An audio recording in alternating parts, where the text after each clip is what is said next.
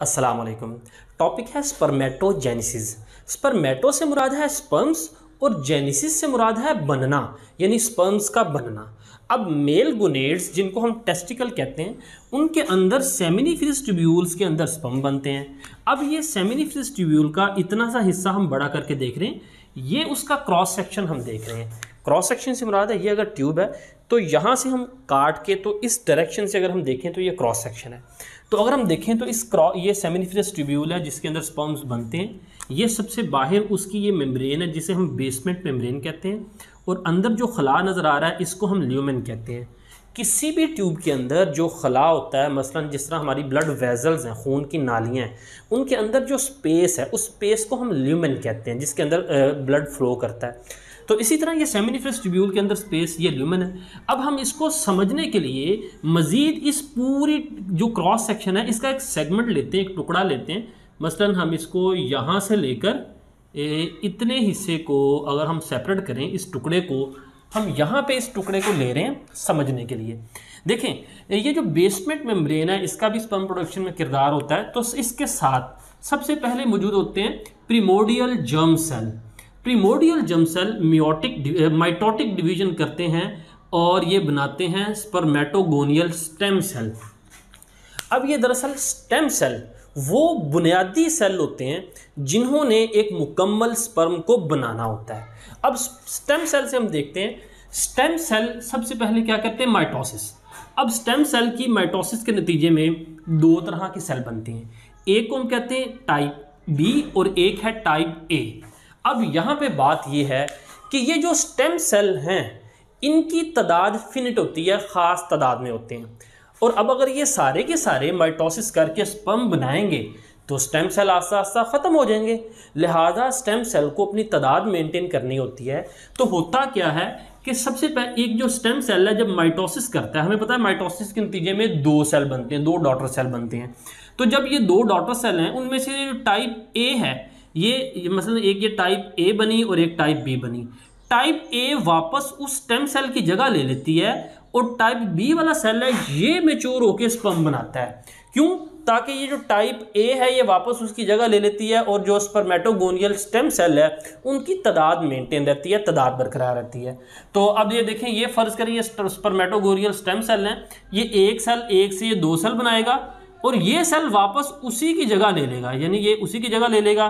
तो ये जो सेल है ये आपके पास आएगा स्पर्मेटोगोनियम। अब ये स्पर्मेटोगोनियम क्या करेगा, माइटोसिस करेगा। माइटोसिस के नतीजे में डिप्लॉयड प्राइमरी स्पर्मेटोसाइट बनेगा, ये प्राइमरी स्पर्मेटोसाइट। अब इस प्राइमरी स्पर्मेटोसाइट में मियोसिस 1 होगी। अब मियोसिस आपको पता है इसके दो हिस्से हैं, एक मियोसिस 1 है और एक मियोसिस 2। मियोसिस 1 के नतीजे में ये एक पेरेंट से दो डॉटर सेल बनेंगे और दोनों क्या होंगे, हेप्लॉइड। ये क्या है, डिप्लॉयड है, यानी इसमें क्रोमोसोम की मुकम्मल तादाद है। अब ये हेप्लॉइड मियोसिस 1 के नतीजे में ये दो सेल बने, इन्हें हम कहेंगे सेकेंडरी स्पर्मेटोसाइट, ये सेकेंडरी स्पर्मेटोसाइट। अब दोनों सेकेंडरी स्पर्मेटोसाइट दोबारा मियोसिस 2 करेंगे और मियोसिस 2 के नतीजे में ये आपके पास इससे भी दो सेल बने, इससे भी दो सेल, ये 4 डॉटर सेल बने। इनको हम कहते हैं स्पर्मेटिड्स। ये आपको स्पर्मेटिड्स नज़र आ रहे हैं। अब यहाँ पे एक और चीज़ हम देखते हैं कि अगर जिस तरह हमने यहाँ पे ये क्रॉस सेक्शन इसका ये टुकड़ा उठा के यहाँ पे लिया, अगर इसी टुकड़े को उठा के अगर हम यहाँ पे देखें तो आपको गौर करें कि ये जो बेसमेंट मेम्ब्रेन है और इधर वाली बेसमेंट मेम्ब्रेन, इनके दरमियान में जो हिस्सा है, याद रखें जो ट्यूब्स के दरमियान में स्पेस होती है उसको हम कहते हैं इंटरस्टेशियल स्पेस। तो वहाँ पे जो सेल होंगे उनको हम कहते हैं इंटरस्टेशियल सेल। अब यहाँ पे आप देखें ये इंटरस्टेशियल सेल हमने देखे हुए हैं और इनको हम इंटरस्टेशियल सेल भी कहते हैं, इनको लीडिंग सेल भी कहते हैं। लीडिंग सेल एक हार्मोन पैदा करते हैं जिसको हम कहते हैं टेस्टोस्टेरोन।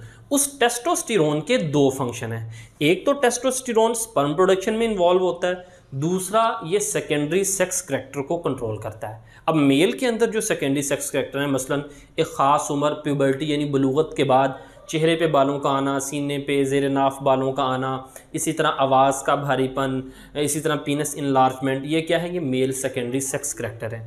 तो लीडिंग सेल से जो टेस्टोस्टेरोन बना है वो सेकेंडरी सेक्स करैक्टर को भी कंट्रोल कर रहा है और स्पर्म प्रोडक्शन को भी कंट्रोल कर रहा है। और इसी तरह ये देखें, ये जो सेल आपको नज़र आ रहे हैं, ये स्पर्मेटोगोनियल, प्राइमरी, सेकेंडरी, इनके दरमियान में ये सर्टोरी सेल्स आपको नज़र आ रहे हैं।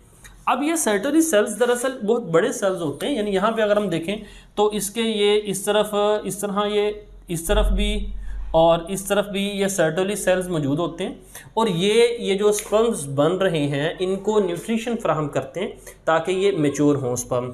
तो यहाँ पे इसी तरह देखें, ये जो अर्ली स्पर्मेटिड्स बने हैं ये फिर आगे मेच्योर हो गए किसके अंदर, मेच्योर स्पर्म्स के अंदर। स्पर्मेटिड्स से जो स्पर्म बनते हैं इनको मेच्योर होने के लिए भी न्यूट्रिशन कौन फ्राहम करता है, सर्टरी सेल्स इनको न्यूट्रिशन फ्राहम करते हैं। अब यहाँ पे कुछ टर्म्स हैं जिनको गौर से देखिएगा कि स्पर्मेटोजेनेसिस कहते हैं कि स्पर्मेटोगोनियल स्टेम सेल से एक मेच्योर स्पर्म बनने का जो कंप्लीट प्रोसेस है उसको हम स्पर्मेटोजेनेसिस कहते हैं। लेकिन यहाँ पे ये एक टर्म ये आपको नज़र आ रही है स्पर्मियोजेनेसिस। स्पर्मियोजेनेसिस से मुराद है maturation of spermatids into spermatozoa.